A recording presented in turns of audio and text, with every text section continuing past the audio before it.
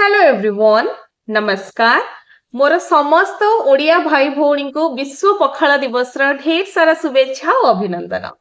मार्च मास 20 तारीख माने आज होची पखाला दिवस आउ एटा गोटे बहुत भल दिन कहीं आम ओडिशार ट्रेडिशन आमर कल्चर आमर वैल्यूज को आमे विश्व दरबार रे प्रमोट करू। लोक जानती जे आमे केते सहज और सरल खाद्य खाऊ आम सिंपलिसिटी को आमे प्रमोट करू जे पखाल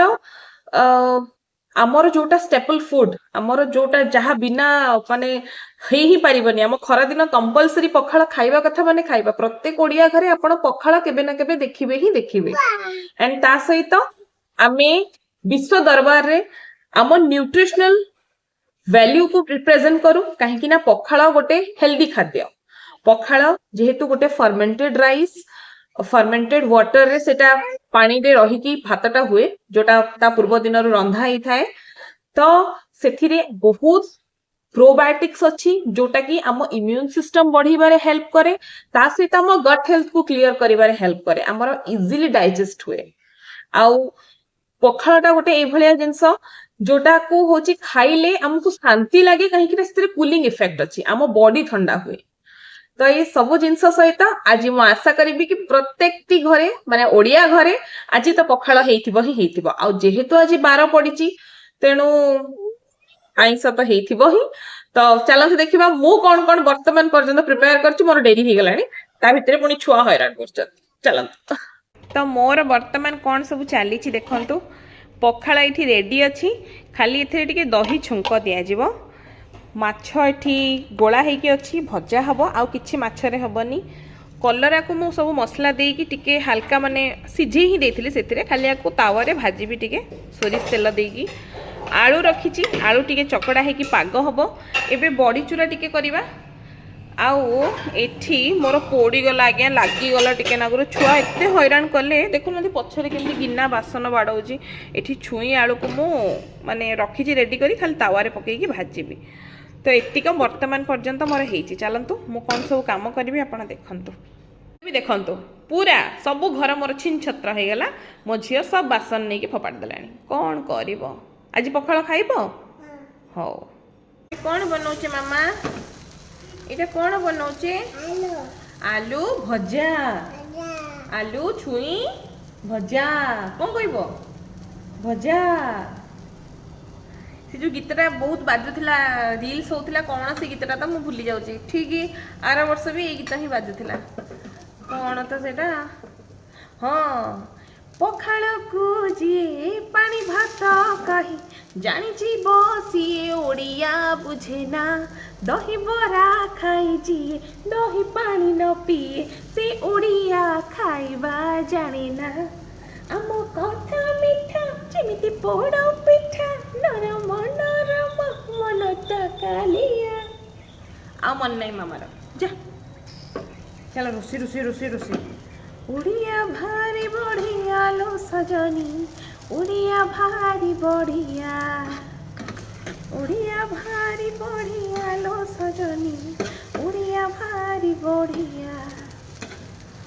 nice nice bhaja is looking very nice ओहो चलो एपटे कलरा भजा चलची कलरा भजा होची सेपटे माछ भजा होची तो दीटा जाक दी पटे चलची काम फटाफट सरीबो फटाफट पढ़ा हबो तो रेडी ही गला मोर पखाल प्लाटर एटा हला गोटे मार्का मरा छुंक दिया पखाल कलरा आलू भजा माछ भजा मु बड़ी चूरा करनथली खाली बड़ी भाजी देइथिली एठी काकुड़ी लंका लूण आलू चकटा मिक्सचर पकेकी आ छुई आलू बेसर दी भजा काटी दोजी सुनो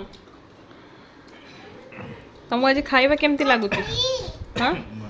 भल लागिची आज कोन कहिलो नरम कर दीजु भात नरम कोथिन ना कोथिन गोटा कंप्लेन तो तमरा थिबो ही तमें के फुल भल कही पारबनी ने दौची ने ये आमर गोटे घर कुनी बिले ओहो मुझे पखाल खाई बसिली आज मु शांति खाइबे बोली दी छुआ को शुआईदेली नहले एबे जेहेतु मोर वेट लॉस जल्दी चलची मु टिके डाइट रे अच्छी तो मु सबुठु आग लंच करुच्ची तापर छुआ मैंने हजबैंड खाऊँ मु समस्त को कहीदे मु फास्ट डिनर करी मु फास्ट लंच करी कहीं खराब भावनी कहीं मत टाइम रे खायार अच्छे बट आज खास करके केवल पखाल मु कहली नाई मु एमान तो मत शांति खुएदेवेनी मु शांति बस खाइबी माने फील नहीं कि खाइबी पखाल एक्चुअली जो सुकूनटा अच्छे मु किंतु भात टिके कम आनी मैं जी नॉर्मली मु पखाल खाए छुट्टी दिन मानक से भात आनी मोर भात क्वांटिटी बहुत कम माने गोटे हाथ में गोटे मुठा है भाया भात आनी